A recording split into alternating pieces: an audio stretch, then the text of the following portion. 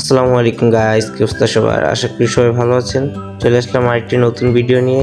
আজকে আমরা যাচ্ছি সিএমএস গ্লোবাল।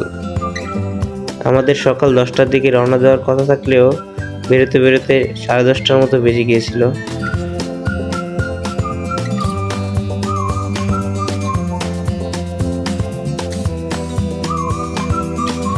বাস থেকে নেমে কিছুটা পথ হাঁটার পর আমরা রিক্সা নিই। ঢাকাতে কিন্তু রিক্সাতে ঘোরার মজাই আলাদা। সবাই একসাথে মজা করতে করতে আমরা সিএমএস চলে যাই। তারপর সবাই মিলে গ্রুপ ছবি তুলি। আস্তে আস্তে আমরা ভিতরে প্রবেশ করি। এখানে মূলত দেশ এবং দেশের বাইরের ছোট বড় কোম্পানিগুলো তাদের স্টল লাগায়।